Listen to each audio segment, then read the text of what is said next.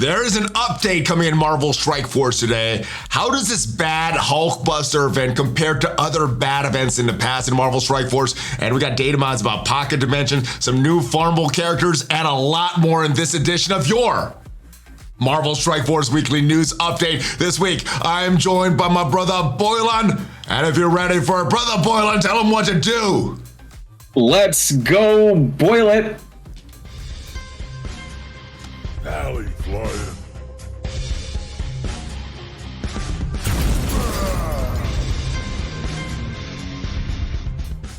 Hello, Valley Maniacs. Welcome back to the ValleyFlyin channel. I am ValleyFlyin. I hope you're having a great day. If this is your first time here, hit that subscribe button for more great Marvel Strike Force content. And if you are already subscribed, welcome back. This is our weekly news update of Marvel Strike Force. We do this every single week, talking about the best and worst of Marvel Strike Force. And this is a longer video than normal. So if you want to see a specific topic, make sure you go to the timestamps in the description. If you're listening to the podcast version of this, make sure you give it a 5-star review on whatever platform you're listening to this on. But this week, I am joined by my brother, Boilon. How are you, Boilon? I'm going as well as I can with, Summer of Blunders kind of continuing in a way. It hasn't ever stopped. This whole summer was a blunder in Marvel Strike Force, right? Bugs and bugs and bugs. Yeah, we'll get to that, I'm sure. Yeah, well, hey, the good news is the Techno future milestones, Boilon, it looks like we're gonna be able to complete it with this last core that popped up last night. And if you haven't claimed this, you're watching this video today, make sure you claim this, because if you've gotten all of your relay circuits for this event, with all the previous events, all the previous one core offers, with this and the quick rumble blitz, it should push you over the milestones. How happy you were with this, considering that the Jane Foster milestones, I guess the second set of the milestones, were not completable free to play unless you got this bug. Does this make you happy? Is this a new trend for these, or I guess, is this the returning trend for these month-long milestone events? Because it looks like they're here to stay. I think what I liked about this one is that the core offers were consistent. They're actually every 2 days. Every 2 days there was a core offer, and so sometimes they're pretty random. And this time around, it was more specific. And also, I don't know why they use different numbers. They this is 520. Other months were like 360, and I don't know, some random. And then some of the core offers are never the same. But I'm kind of concerned going into September, and we'll probably talk about that, because now we're changing from guaranteed shards in September's Abomination to Abomination orbs. So I hope, well, that's what the Datamines says. I hope the Datamines are incorrect. Yeah, they're usually correct, but I hope it is wrong. But so it's completable. So that is good news. I hope this is a trend going forward, that if you grind, you can complete these events. I did not like that second Summer of Thunder that was not completable unless you had that bug. But it looks like we have an update coming today. This blog post just released. We want players to be aware of a scheduled update taking place on August 25th, which is today, 1 p.m. Pacific time. The game will not be in maintenance mode for the duration of the update, which is expected to be under an hour. The update is to a background process in the game and should not affect player experience. However, unforeseen minor issues and errors may occur during this update. Should this maybe switch to something else? It will occur during this type of update. I probably would not do anything important like raids, war, or Crucible. Well, I don't know if actually Crucible's over. Raid or war, don't do any of that if you can help it, just in case, right? You don't want to lose any resources. Yeah, all right, so with that in mind, please be aware of the timing of this update if you experience any difficulties within this time frame. So I guess I got two questions for you. How many bugs are you expecting when this update finishes? Many game-breaking bugs? Because as you know, Boilon, they did audit their QA process a few months ago, and it should be better. But with that said, how many bugs are we gonna get in this one? I think we need to get a bingo card out and see how many of the same problems that we have again, like T-posing, costumes that cause crashing. That's a big one. Did they fix that one yet? I mean, there's just... I still don't think Loki is enabled. I still think they have President Loki disabled on the I think they disabled screens. like 10 of them, but yeah, no, it's crazy, right? So there's going to be at least something, and we'll have to figure out what that is. All right, now why do you think they're doing this? Is this for the bugs? When we were talking, you mentioned the heavy metal trait. I'm looking at some of the Datamines. There's a new vigilant trait that is not in the game. We've seen Datamines about the Abomination event. What do you think this is for? Is this going to help the game, or is just introducing more bugs? I think it's probably just trade additions, but I think they would have been more specific if it was like a bug fix or something. I think. Okay. Yeah. Yeah, I guess this is just adding the data. So there should be a lot of data mines tonight. So stay tuned for both of us to review those. And let's move on to this big controversial event, because I was having a lot of fun in Marvel Strike Force before this, but now I don't have time to have fun, because all I'm doing is blitzing over and over and over again. How are you doing with your blitz grind? I'm grinding this, spending my energy refreshes and everything to try. I don't think I'm gonna get this, but my goal is to get this 30 Hulkbuster stars all the way down milestone 34. I don't think I've been blitzing enough though. How are you doing with these milestones? Not as good as you have apparently, but I'm not too far off. I'm probably about 75,000, I think. So my goal is probably at least milestone 30.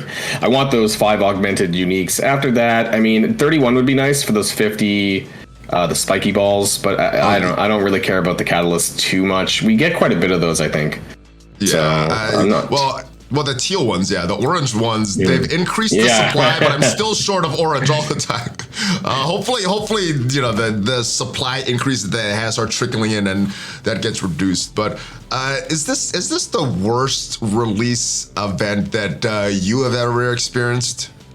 I think it's definitely worse than Agatha now, and Agatha was I think Agatha was previously the worst one, and now this is kind of eclipsed Agatha. So I think this is probably the worst event of the year, that's for sure. And I think it's because the orbs are guaranteed at 2. If it was 3, and that's what I predicted. So I did a video beforehand. I said, you know what, based on Agatha, it's probably going to be 3. But the orb is 2. That being said, if you add all the numbers together, like the smaller percentages, it does turn out to be 2.775 as an estimated value. So it's not far off, but it's enough to make a difference in the shards long term. Also, Agatha's event was 10 days. So yes. All right. This is 7. So this is worse than the Agatha event, and as far as I remember, this is probably the worst character release that we have gotten. Maybe Silver Surfer was a little worse. I don't remember what happened for Kestrel, but yeah, this is not a friendly. And I think Captain Sam was a Strike Pass release, so that was a pretty bad release also. What would you prefer? These type of milestone grindy events, or just a blitz event? Because I know I've never scored that high on a blitz ever. And I've always gotten like 4 stars after the double blitzes. This one, I am not sure if I'm gonna get, if I didn't buy the offer initially, I don't think I would get that 4 stars. So what do you think what do you think is worse? Those blitz release characters where you have to grind for 2 blitzes, 3 days each, or this type of milestone event where you have to grind for 7 whole days and you're getting less shards? That's tough, because I think that these events here are very unfriendly for new and mid-game players who don't have a full 35 plus teams to rotate.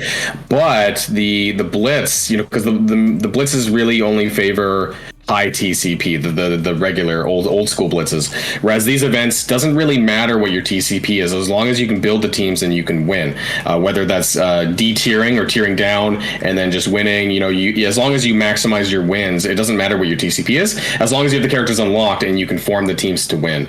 You know, so you can do it at a lower TCP as long as you have them. Now, how much I know you did a lot of calculations for this event, and I think a lot of the calculations were based on full rosters of these save squads. How tough is it for players that don't have those at least 40 save squads to go through Blitz? Are they even able to get that relay circuit that you need, or whatever the big points for towards the Techno Future Milestones? Are they even able to get that if they're grinding out blitzing 8 times a day? I think with at least with the compensation that we got, I think we will. So we got 5,000 fragments and 2,000 milestone points. So for some people, that's 7,000 points, which is quite a bit extra.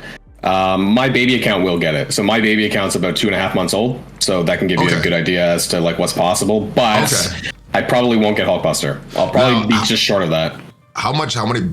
That sucks. Yeah. Well, at least you get the points. At least you get the points for Deathlock, though. But yeah, so I'm gonna unlock Deathlock. That's good. You get part of the team. You can't complete the team, but you get part of the team. This not only with this orb bad, and these most of the time I'm getting to. Let me before we move on from this orb. Have you gotten any of these 25 drops yet? Because I've not had this 25 appear ever. I have. I got one. Lucky, nice. Congratulations, my brother. On my main account, I kind of wanted it on my baby account because, like I said, I don't think I'm getting right, which is kind of important just to get them unlocked. Well, there's still time. There's still a few days. You could get more orbs and get a 25 and a 25. Boom, he's unlocked. Or 2,000 fragment, like a full orb would be nice. I haven't got that on my baby account, but I did get one on my main account as well. Okay, I don't think I got a 2,000 or a 25, so I got worse RNG than you. All right, but let's talk about some of these bugs, because there's a lot of bugs with this event, despite their audited QA process.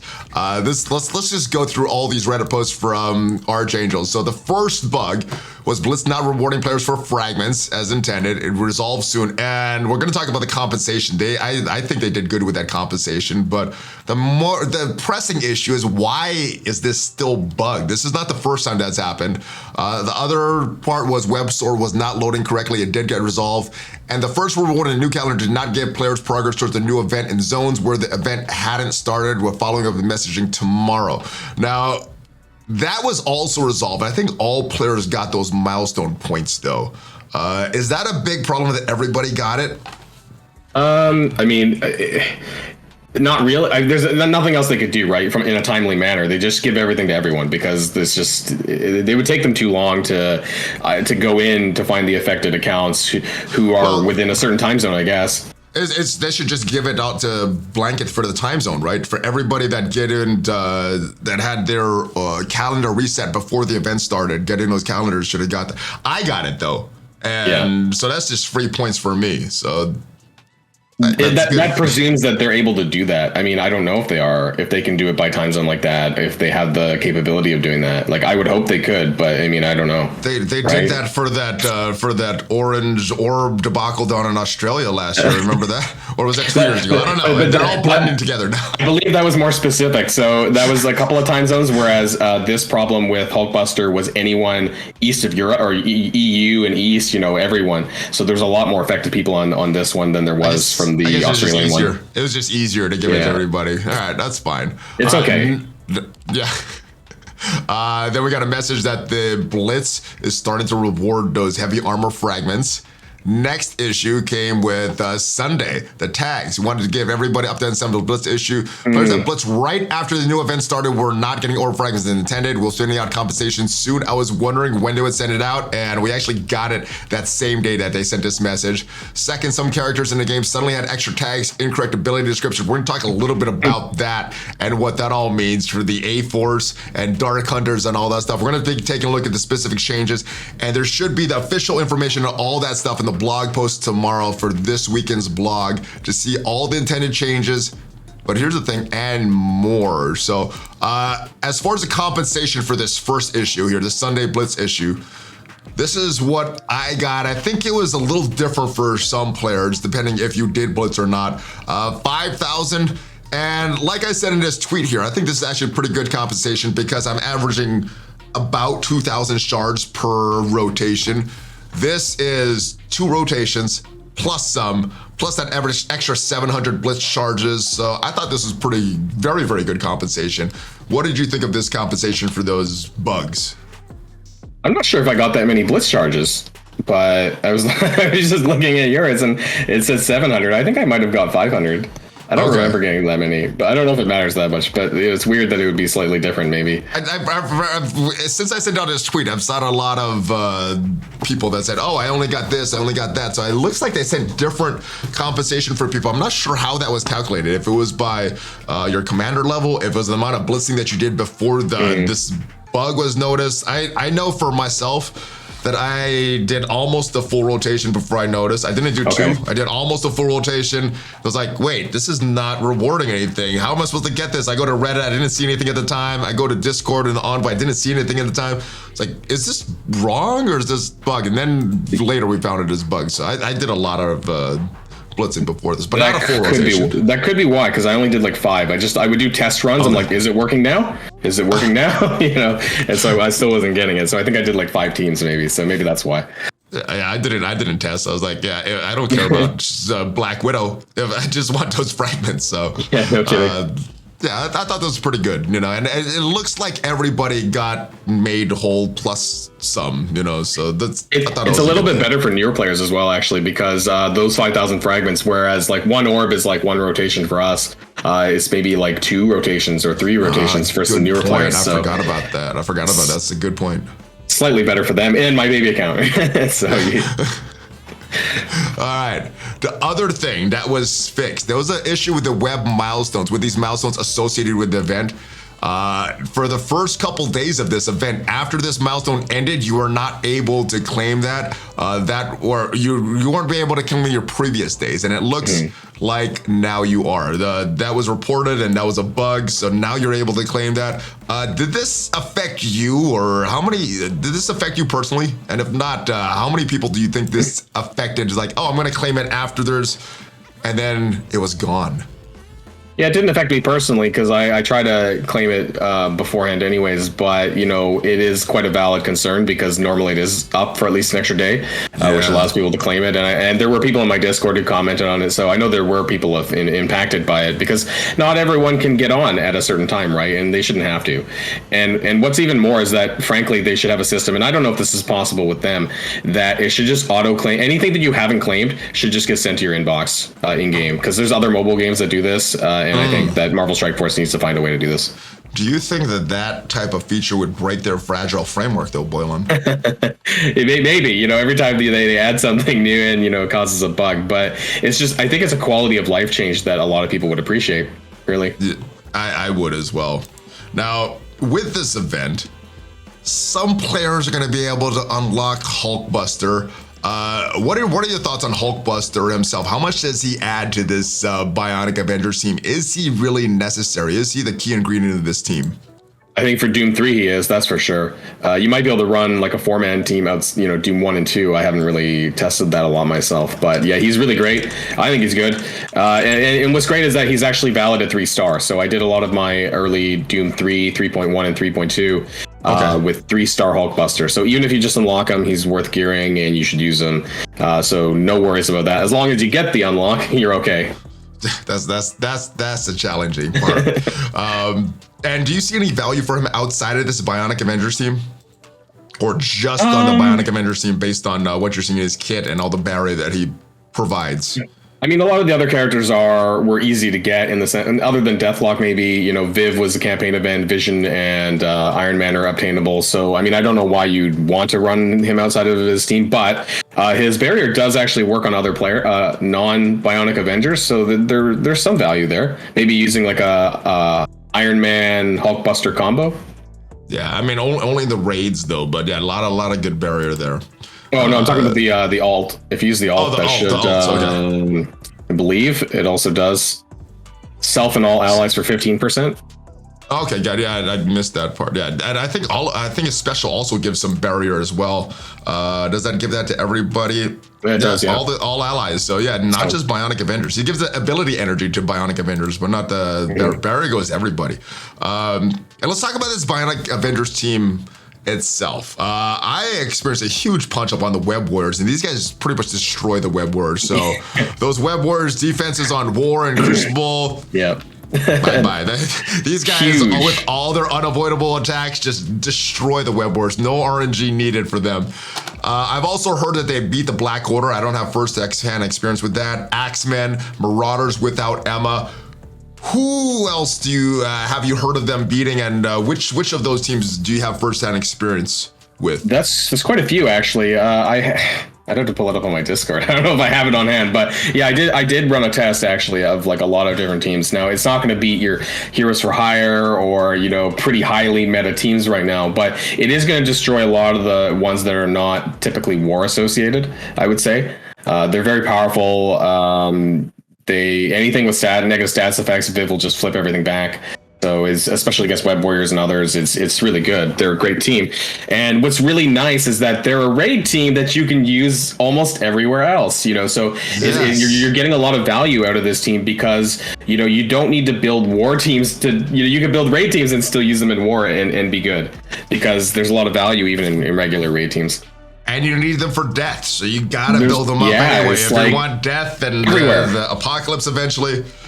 All right, great value. So Cosmic Crucible, these guys are kind of a conundrum because they're very good at taking out the Web Warriors, and I see Web Warriors on a lot of defenses, but I also heard these guys are very good on defense, especially with Dormammu. So with that said, would you rather save them for offense, beating out some of these non-meta defensive teams in Crucible, or in Crucible, would you put this on defense and really screw up your opponent's attacks and their efficiency? Yeah, I have seen this sort of Bionic Avengers Dormammu combo. I believe it's getting rid of. People are saying getting rid of Deathlock. Although I really like his offense up at the start, though, personally. But I think it depends. If you have another team that can, very easily dismantle Web Warriors, then you could consider that. I like how much they can punch up against Web Warriors. I really like that still on offense. I've actually heard that they can beat Darkhold. Actually, if you use Dormammu. On defense, I've seen that on Reddit. Can they beat them on offense? I would think that if they can beat them on defense, they could do it on offense because you're controlling, right? They don't have Crucible buffs, so I would think you could do it better. Okay. I haven't been brave enough to try that. Have you tried them with Dormammu? Maybe if they have like a test mode, but I'm not willing to test it in the real match. All right, Valley Club, if you have used these guys on offense and beaten Darkhold or any other meta teams with Dormammu or without, let me know. We have information on Web Warriors, Black Order, Axemen, Marauders, any other teams. Let me know in the comments. All right. With that said, I like this team. I hate the release method of Hulkbuster, but I really like this team. This is a fun team. All right. And it looks like the next team coming is this Gamma team. We got this inbox message a few days ago. Now, the big thing about Abomination coming soon is this part right here that I did want to take note of, or have you guys take note of. It does say the team is a Gamma Death Scourge event 5-star team, but as soon as this came out, Archangel had this message in the Envoy server. Today, an inbox message was sent out entitled Coming Soon Abomination. This message incorrectly states that the Gamma team is a Death Scourge difficulty 5 team. Please disregard this part of the post. So, yeah, they're not meant to be a Death Scourge team. More typos, or do you think this was original plan at this point? I'm concerned that was there in the first place, but it almost makes me wonder if that is, if it's going to come out in like a couple weeks time. Like, you know what? They actually are. I don't know why, because that would be a bit unusual for a Horseman team to be involved in another event, another Horseman event. Double zipping. That would be awesome for us. Build one team for the Scourge unlock and for the Apocalypse unlock, but that wouldn't be the case. I mean, why was it there in the first place, I guess, is my question, but also that it's a war team. Gamma's a war team, and historically, war teams don't always sell that well, and so maybe this is a way, hypothetically, this would be a way to get them to sell more on Abomination and Brawn. Or even people thinking that they might, even though they refuted it here. I don't know. Tinfoil hat. Well, the thing is, if you look in the game right now, that section of that post has been eliminated. So they retroactively went back in the mail, took out that section of the inbox message. How hyped are you for Abomination in the event based on some of the Datamines we saw last week? Like 0. Gamma's like my least anticipated team, but I'm just not a personal fan of what they did with the team, the character specifically associated with it. I don't believe that Brawn should have been on the team. They should have used someone like the leader or something like that. Brawn is a champions with usually associated with Miss Marvel and Viv, actually. So they had all the makings of a champions team that are in the game now. They just didn't do it. All right, I would disagree with you in the character selection. I like the characters they chose. I don't like what they're doing. I don't like that they're a war team. I want Hulk valuable in many gun modes, and not just war. And his rework is a little lackluster outside of this team. But speaking of the Red Hulk, we got some info on Red Hulk late last week. And this is kind of a hidden place in the blog post. If you go to marvelstrikeforce.com/en/Age of Apocalypse, like their normal Apocalypse session, you type in /Red Hulk, and that gets you to this page. So this was not really publicized. I'm not sure why. They did all this work and it's not publicized, but it has information on Red Hulk and his abilities. So did you take a look at these abilities for Red Hulk? I did, yeah. I mean, I don't understand why they don't give themselves some cookies here by, like, you know, putting them online saying, hey guys, come go check out Red Hulk, you know, because they can just get so many easy points in the community just by mentioning these things, and they just don't do it. It's a stealth blog post. They don't mention the bad things. They don't mention the good things. They just don't communicate. But we got the info. Let me read this for you and get your reaction. Right. He's going to be a legendary brawler, so he's going to have that brawler tag. He's going to get high damage, high health, crushes foes with big attacks. So there's that high damage, clears revive once. So do you think that's going to be specific to war, or is that going to affect all game modes? Because he's going to be used in everywhere you see Dormammu if that affects all game modes. I think it, what do you think this is going to be? Just war, all game modes? No, I think it'll be all game modes, but Hulk's is specifically to war. Regular Hulk has it too on his own. Okay, so that is a good one. He's also going to clear negative effects, including trauma and heal block. I like being able to clear trauma. Is that the first character that can clear trauma that you can think of, or am I not remembering somebody? No, I think you're misinterpreting that. I think he applies trauma. Oh, including trauma. Including trauma. All right. I missed something clear here and applying here. All right. I'm glad you caught that from me. All right. He's going to apply trauma, heal block. But this is the big one here. This is the big one. Gamma radiation battlefield effect causes enemies to get attacked and gain 3 bleeds on their turn. So they're getting attacked and gaining 3 bleeds. How long do you think this is going to last? And do you think this part is specific to war? And how much of a difference will he make if it is not specific to war? I think it could be every game mode as well. I mean, that's part of his thing, I guess. Possibly. I guess the question is, how much damage does that do? Because the bleed is always related to how much damage something does. So how much is that bleed damage going to be? Usually the person that, or the character that applies the bleed, it's based on that. So I'm guessing most people will have Red Hulk built up because he's good. Like Morgan Le Fay, like Rogue, he's another one of these legendary horsemen that should be pretty good. So should be a lot of bleeds, especially with this high damage stat that they're talking about here. Yeah, and it's on their turn, which is great. It's not like on the Red Hulk's turn. It's like anytime they take a turn, they're taking tons of damage, right? That looks crazy strong. Let's take a look at some of the kit pieces that we see here. You can see a little bit of the animation there. I'm wondering if that is that gamma radiation battlefield effect. All right, so he has a couple moves, and I hope this doesn't scroll while we're talking about this. It did. His basically is called Fiery Fist. His special is called Pavement Pummel. Let's scroll this back again. His ultimate is called Meteor Crush, and his passive is called Seeing Red.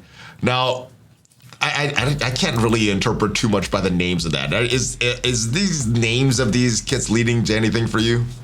Just kind of like what it does. So that's probably the special. Meteor Crush. This is probably Meteor Crush. It could be Pavement Pummel. I don't know the way that it's. It could be either. It could be either. Yeah. Yeah, I don't know. But so I think Meteor Crash is probably some sort of like wider AOE. I would think, or a single target, like huge damage, because it looks like there's one person there. Radiation battlefield effect. Yeah, well, we have to. Is that going to be active at the start, or does it have to be activated through a move? I mean, I guess. Oh, do you think that could be his passive? Yeah, it could be part of his passive. That'd be freaking crazy. That's what I was thinking originally, but maybe it could be activated through a skill. I don't know. Okay. All right, and when this was posted, some people were saying, hey, Red Hulk, a hero? What is going on there? I don't know how familiar you are with the comics and the lore of Red Hulk. Is that an appropriate tag for him, hero, or should he be a villain?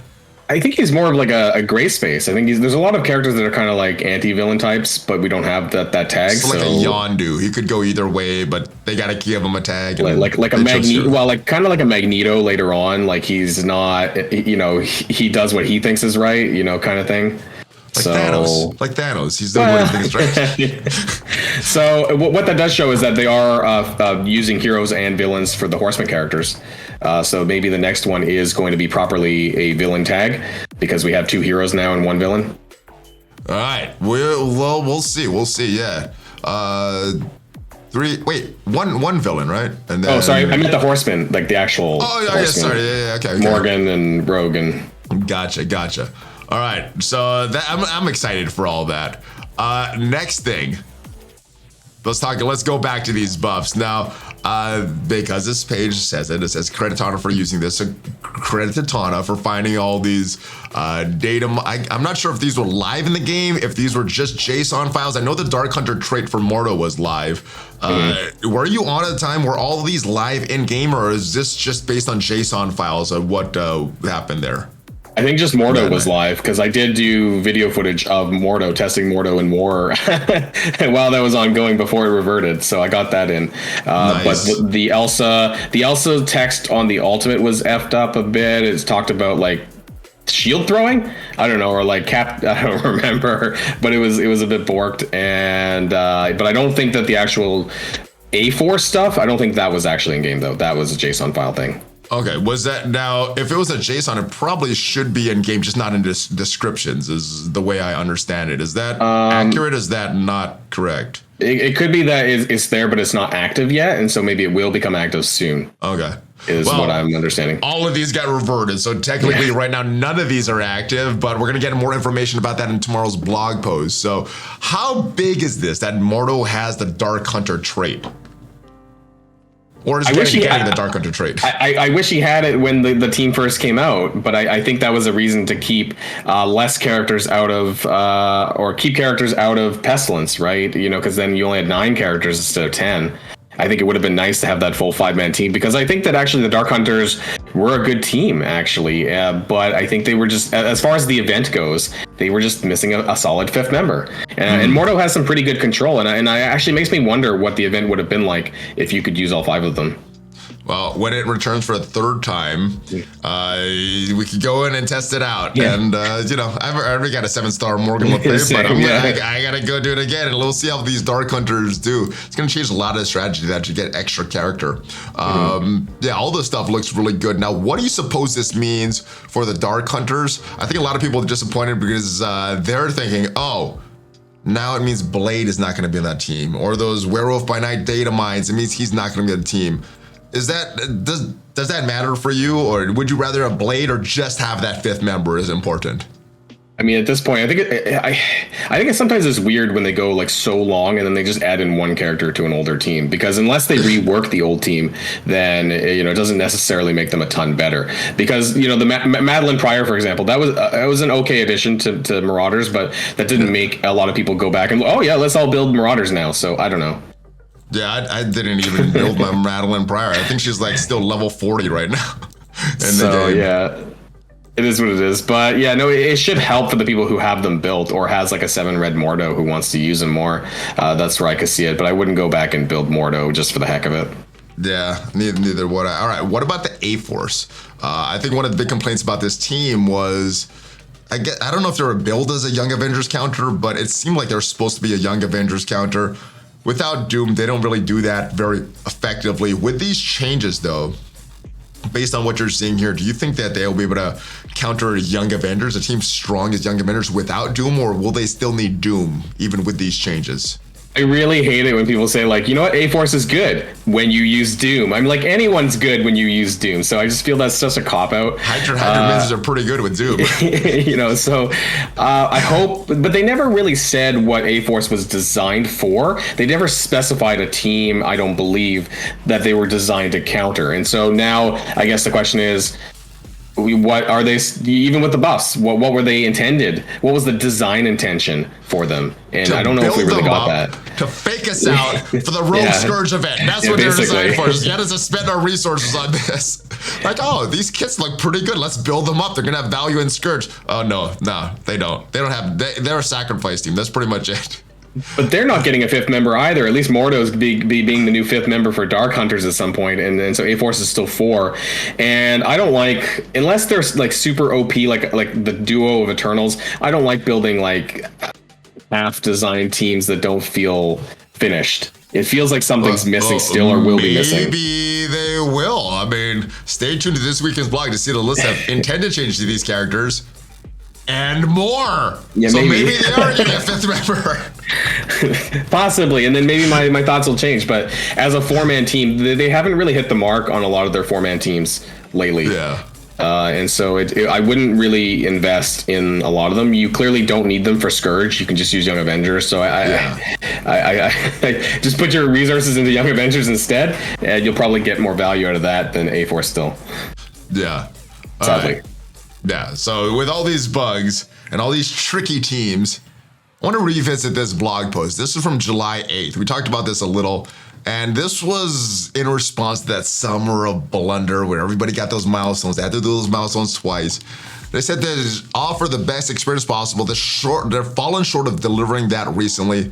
The leadership development team is currently auditing their process to work around the links in the chain that contribute a number of recent problems. So based on this, and based on the amount of errors and bugs and just errors that come back, have they done a good job since July 8th of changing their auditing process, improving their testing requirements, quality assurance, longer lead times? Do you think they've done these tools? What has been done since July 8th, in your opinion, as a player?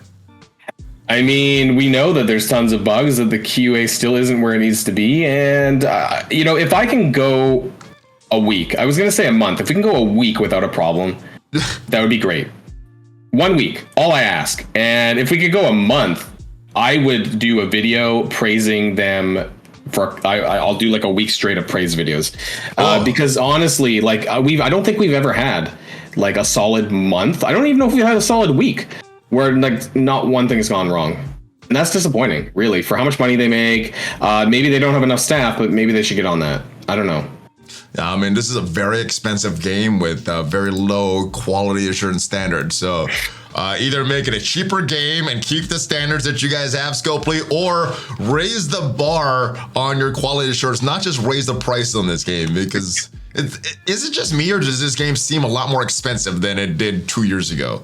Or even a year ago to be super competitive? They've added way more things to spend that you could spend your money on, I guess, with the addition of a second pass. I think that's just maybe a year and a half old with the strike pass since Silver Server. Costumes now, if you so desire, if you really want to do that, it's not competitive necessarily, but there's lots of other things that you can spend your money on in this game. But we play this because it's a good game. Well, I mean, like if they could not have as many bugs, and the game would be a bit smoother, I think that we would have a much better experience overall. We wouldn't have to do a lot of some of the videos that we often do. And, we would be just generally enjoying ourselves a lot more. But when you have a lot of minor bugs, and enough minor bugs causes a big problem. And that's just where I'm at. I would love to just go a week without having to talk about a problem. Well, you know what bug was present before they wrote this and is still present? Nothing's been done about it, even though it's been reported in the Envoy chat many, many times. All those stealth buffs and debuffs on the enemies. When are they going to fix that? Come on, Scopely. That is almost game breaking if you're not clicking on to see, oh, they're not ability to block. All right, I got to do something. Oh, they're not really stunned. That's a fake stun.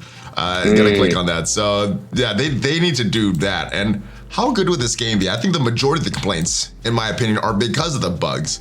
Yep. And I think we could be a little more forgiving on all these grindy events if they would just not be bugged all the time. So hopefully they do that. But like you said, Boilon, there's a lot more ways to spend your money. And one of them that we got way more to spend on this week is our dark promo credits. Because Rogue, just like Morgan Le Fay, got a Famine orb, so you could buy the Rogue shards if you don't want to build up your A-Force and Inhumans. Young Avenger is pretty good, but you don't need them. for this. You could just buy it. You could buy a bunch of stars. You could get that 6th and 7th red star with these stupid dark promo credits. Yeah. How excited for you? And now that you can get, how excited are you now that you get Rogue to 6 or 7 red stars in the store? Well, I can't do that because I don't spend. However, I did buy a 7 red Morgan Le Fay, so that's probably why I can't do 6 red Rogue. I feel that's probably a little bit better value, I think, still than I do like Rogue, but I think that 7 red for Morgan, I think, is might be better value. Now, do you think a 6 or 7 is necessary even for Rogue? Because at least for me, she's doing everything I need her to do. I use her on offense in Crucible with the rest of the Unlimited X-Men to counter Unlimited X-Men, and she stuns Rogue. She stuns Gambit, ability blocks Rogue, pretty much kills that team. I don't know if I need a 6 or 7 red star in her. Is it necessary for the majority of the players, or should they just keep continuing to invest in Morgan Le Fay, or maybe save for Hulkbuster? I think that definitly for Rogue. Red Hulk, sorry, Red Hulk, Hulkbuster, Red Hulk. I think Rogue at 5 red is fine. I think that Morgan Le Fay, though, because a lot of, at least in Arena and other Darkhold, Dormhold matches, a lot of it, depends on you blocking Morgan Le Fay with your Morgan often, you know, and so that's a resistance check. And so I think having the highest stats possible for Morgan Le Fay, she's probably going to be my first tier 17 as well when I get there, so I think that getting her up as high as possible, I think that's why I did that 7 red. And I think it's worth it personally, over like additional reds for Rogue. I would go for 5 because I think 5 is pretty cheap. I think it's like 1,300 or something, but like 6 and 7 get pretty high up there. But I do think that saving up for Morgan, we'll see when Red Hulk comes out. You should try to get all the Horseman characters probably to a 5 red when they're available. 5. And what was the cost? I think it was $12.50 for Morgan and for Rogue. Am I remembering that correctly?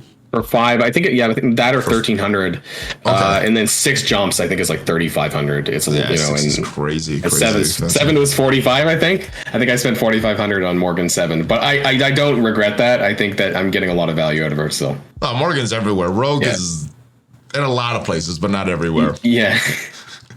All right. So more red star availability this week. It's Sunfire and Mighty Thor. Are you tempted to use any silver or gold promotion credits for these 2 characters? One is for Crucible offense or defense, the other is for Crucible and War defense, but also a Scourge event. So would you spend any of your promo credits on either of these characters? If you don't have 3 red, I guess. I mean, like, honestly, we only got 3 yellow for Sunfire, so if you're free to play, that's all you're going to have anyways, and Mighty Thor would have maxed out at 4, so, I mean, I guess if you don't have that, then go for it, but who's spending gold promos on these unless you spent a lot of money? I don't have Sunfire. Gold. Where? All right, let me ask you a different question, because I forgot about the limited gold star availability. Where would you feel comfortable spending to get these characters to? 5 red stars? 4 red stars? I think usable at 3? I think that if you can do it, I mean, I would take them to 5. Honestly, I think that 5 is like the standard for like end game content these days. So I think that's probably where they want you to be. And so if you don't have that, and you can get there, if you have the yellows, that's good. But if you don't, then there's not much you can do about it. All right. When do you think Gambit's going to be available? I'm saving. I don't understand what's going on here. I'm saving my premium orbs for one day he comes into there because he's the one that I have the lowest shards for that I want more of. I know it's going to be a very low percentage unless he's for some reason a premium orb exclusive. But I have like over 100 premium orbs just waiting for Gambit to go in, and then I'll blow everything. Without Rogue, is he even that valuable in Marvel Strike Force? I think so. Yeah. Without Rogue. I'm using him on my baby account actually in Arena because he has that passive ping, and that's still a lot of damage. That's on enemy turn. So that's irrelevant to who's on his team, and I think it's very, very strong. And if I had I have a 1-star Gambit on my baby account, so I really wish I could have a bit more. But he's still working, So still works. Still a good character. All right. That's good. That's good to know. I haven't used him without Rogue. My question, I'm also wondering about this character. Is Adam Warlock still a good character? I still think Infinity Watch is one of the top teams in the game. They're probably not in the top 4 anymore, but they're somewhere in that 4 to 8 range in the game. Is Adam Warlock still worth investing in at this point if you don't already have him unlocked? Is it still worth chasing the Infinity Watch knowing that they're not one of the top 5 teams in the game right now. But they are very valuable in whatever you're using them in. I can't deny that they're a good team, and as a veteran player, I still use them. But for my baby account and for newer players, I don't think it's worth the chase because of the other requirements, the X Factor characters, the gear tier on the X Factor characters that you have to bring them up to. You might get some value in Jubilee still, but there's just so many characters involved to get to Adam Warlock, and then, of course, building up the team. And so more broadly, that's a big ask for, when new characters keep coming out, and do you have the time and the resources and the goal to be able to do this for non-veteran accounts, and it's a tough thing. The funny thing is I probably plan to level 90 them on my veteran account, but it's just not something I would recommend spending all of those resources to get them now. I think it's too much. So basically, if you already have them, you have the Infinity Watch built, they're still valuable, you're going to build them, but for a newer account, a mid-game account at this point, your resources are probably better spent elsewhere. It's just a big ask. It's like Ebony Maw, right? Because Ebony Maw requires a lot of characters to get. And I know Black Order is not the same as Infinity Watch, but it's still a lot of characters involved in order to get the team together. And it's kind of a similar question there. And so, They're like a year later version of the Black Order. But that's what's going to happen, to Adam Warlock as well. And I think that's where he's headed. Yeah, unfortunately, I think you're right, but I'm still building them. So I don't even have. I don't even have 7-star Adam Warlock actually because I haven't gear 14'd my Multiple Man and Polaris. Oh, they're not the worst. I mean, back in the day, they weren't the worst. No, but it feels bad now. Even for me, I don't know. They're quite expensive too, and there's other characters that I need to put Orange Mutant gear into, and Catalyst as well. Like Unlimited X-Men. I've not finished them yet, and so it's like, well, do I want that? Do I need that 7th star on Adam Warlock for all that gear that I'm having to put into those other two? And for me, I'm not doing it. A year ago, yeah. So. Now, not so much. All right. One of the big questions that the community is asking is, when is Apocalypse coming? We know he's coming sometime. We know he's coming after all these sagas for all these characters are coming out. I'm predicting that the last Scourge is going to be in November, which is for Death. So my question is, when do you think that event will repeat? Will it go right after? Will it be in December, or will it be sometime down the road in 2023? What is your prediction for the release date of Apocalypse in this event? I mean, they've been about 3 months apart on the Horsemen, so actually I would wager that Death is going to be late December, February. mid December. Oh, mid-December. For Death. And then Apocalypse will be 3 months on from that. So I think we're looking at March. Yeah, March maybe. Okay. Which is kind of around not too far off the anniversary time. It's March, April, isn't it? Okay. I think we're around the we was thinking maybe January, February. You're thinking a little later. We need 2 passes of every event, right? So you need the second pass of Death. So whenever Death is, it's going to be 3 months on from that for the second pass to unlock the saga. If they keep this same cadence, I sure. mean, there's a lot of people are speculating, they're going to have it return a lot earlier than this just so we could spend on Apocalypse. I still don't think it's going to be by the end of the year. A lot of people assumed that was going to be the case, but I think when they said a year, I think they did. I don't know if they said this year or a year. So I personally, I just don't see it coming by the end of the year. I don't remember their exact wording. Now, we got a lot of delays this year, and I think some of that was from the cheats of the leaderboards of the Morgan Le Fay event. Do you think this was originally planned to be taking place this year, but because of the delays, the cheaters in that original event, we got Rogue delayed a little bit, and that pushed all the stuff back? Or this was just their original plan? What do you think happened here? Maybe Pestilence and maybe all of this was supposed to start earlier on in the year, and things got pushed back a bit, because I thought that Morgan Le Fay was meant to come out related to Cosmic Cruise. I thought all this stuff was meant to happen early on in the year, and then we had some patches that just felt out of place a little bit, because we only need about 10 months maybe to get all of this out, but it's just that it didn't start until April, and so that's why it's leading into next year, I think. Okay. So maybe it was meant to come out a little bit earlier, because there's probably going to be another one next year, right? There's going to be whoever the next big bad is. Yeah, so Mephisto's the next character we're working for, and then we do this all over again. All right. Are you ready to look into the future, Boilon? Sure. Let's go. I am as well. We mentioned some of these data mines already, so it's not super hard going to the future. But first data mine I want to talk about is these quick rumble blitzes. We already mentioned this vigilant trait, which right now, as of us recording this, is not in the game. So our vigilant characters are going to be another quick rumble blitz sometime. Hand. How you have to use hand in blitz? You're gonna have to pair them with like a Dormammu or something just to get a win, or stay in like tier 2 or something like that for this quick rumble. Ravagers, they're I don't know. My Ravagers haven't been winning in all these blitzes, even with a strong T'Challa, a strong Yondu. How are your Ravagers doing in blitz right now? As long as you take the right enemy, I think it's okay. Like nothing's super meta. They're okay, but for this, it doesn't matter what tier you're running at. You can just do it at tier 1, and it's honestly the first thing I do. Like when these blitzes go live, I just start with those trait characters because that's like tier 1. That's so much smarter. That's so much smarter than I do. My blitz charges. Normally, do it that way. Dude, that's better. Do it. I'm running these normal blitzes and then using all my energy refreshes. Which for some teams, like the Darkhold and stuff, is fine. For these Ravagers, hand, I don't know what they were going to get in this Vigilant. I like that. Weapon X, we could stay at tier 8.3. And Shield, there's a lot of Shield. We should be able to get through that really quickly. So looking thumbs up or thumbs down for the Abomination associated quick rumble blitzes. Some of them are okay. Weapon X, of course, is Omega Reds. That's a bit more challenging for other players, non-veterans. Shield's pretty good, and you know, hand is kind of random. But yeah, there's more than 5 characters, I think, so that's something. Yes. All right. So it's pretty good. All right.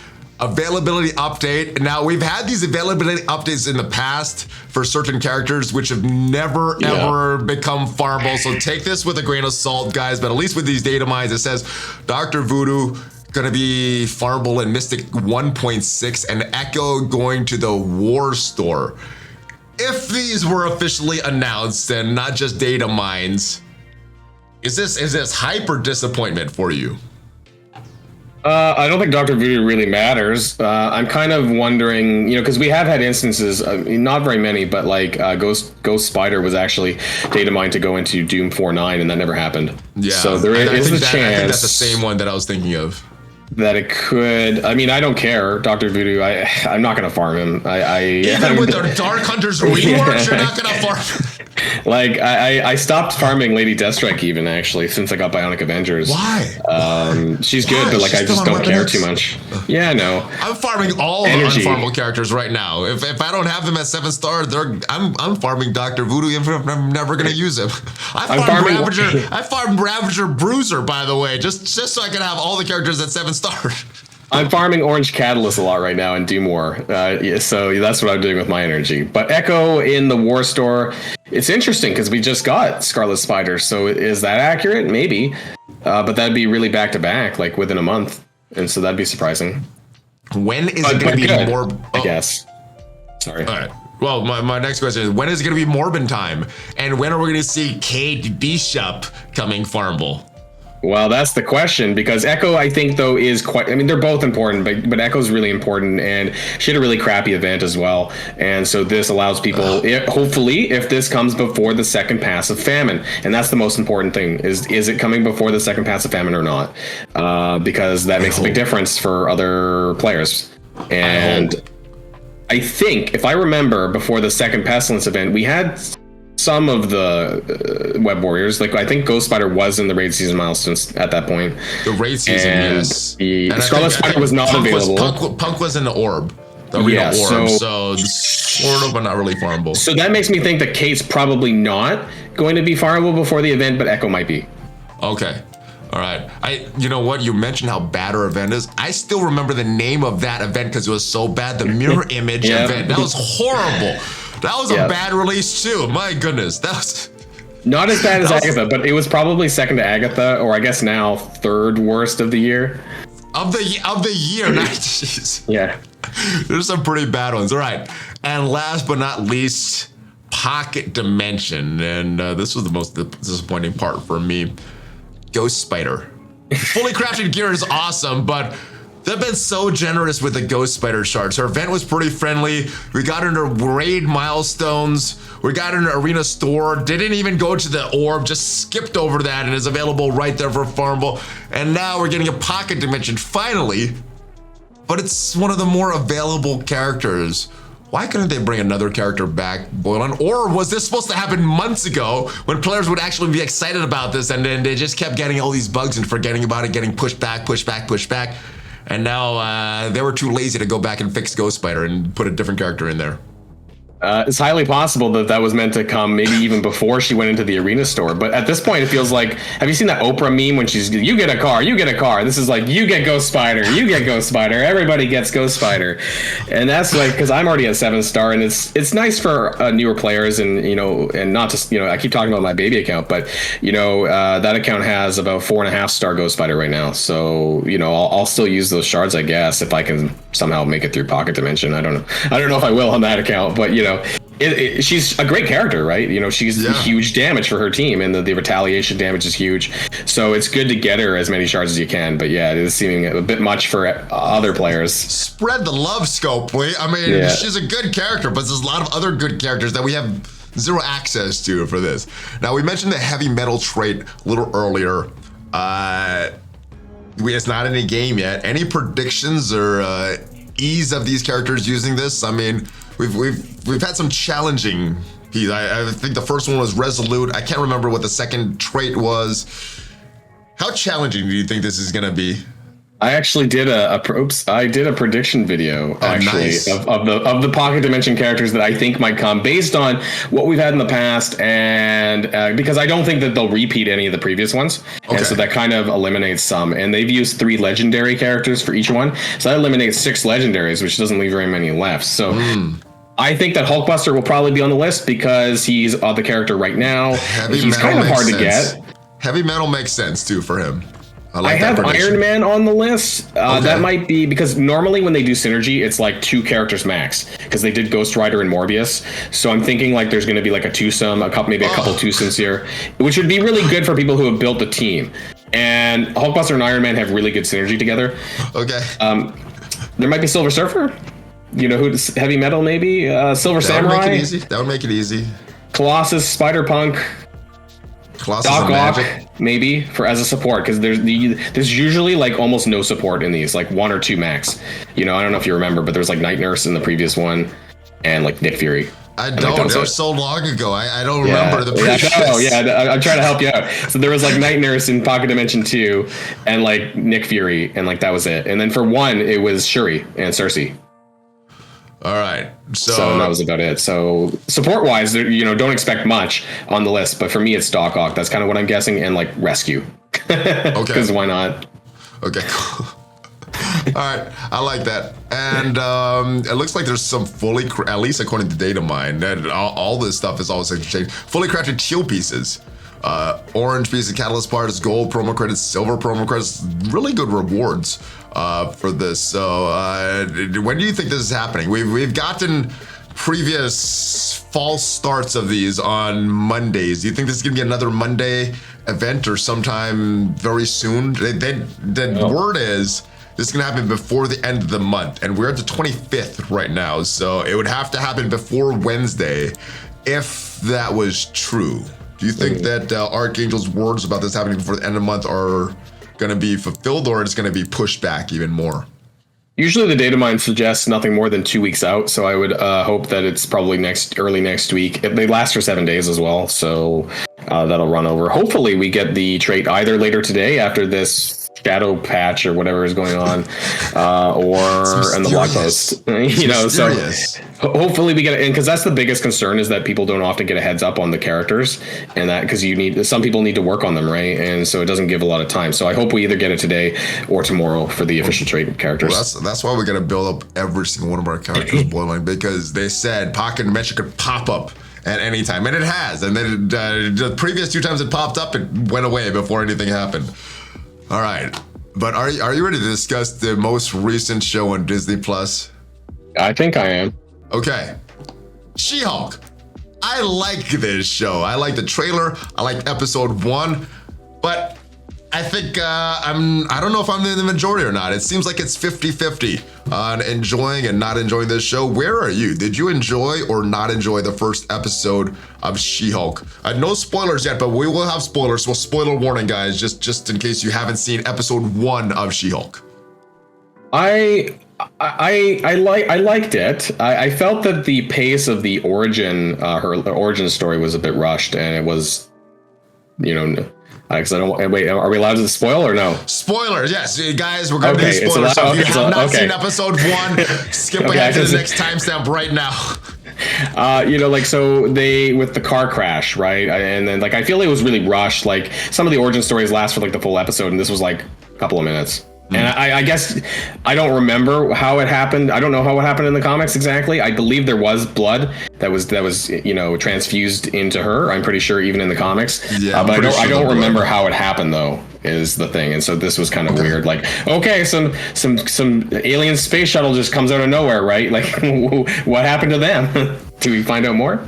I hope so. What I heard is that this origin story was supposed to be on the last episode of this, and in the editing process, it got switched up to be the first episode, which I enjoyed because it got Hulk in there. It got how she was made. It introduced me right to the character. Did you like that we had the origin story right up front, or would you have preferred to see that go right into the action in episode 1? A little more of the action where she is right now as She-Hulk.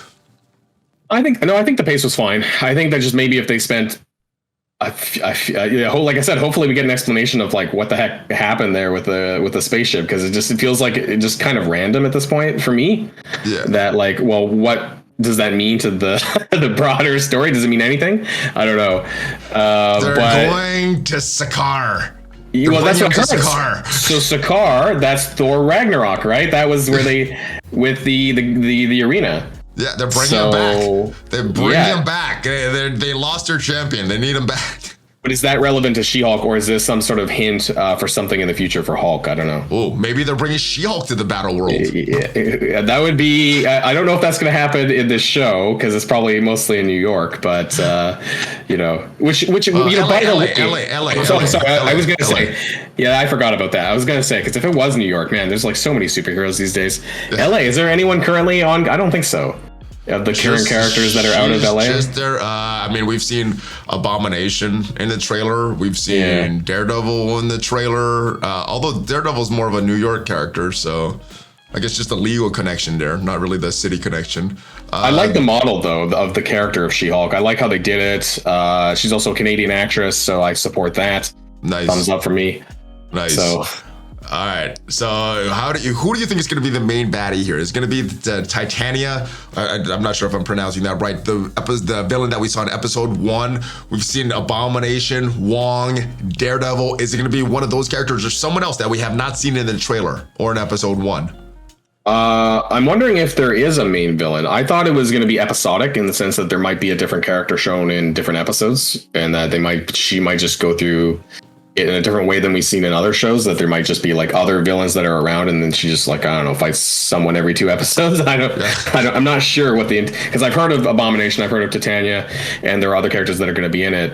But how many episodes are there? 6 or 8 or? I did not look that up. So I don't. Sure. So I don't know. But I do like the actress that plays Titania as well.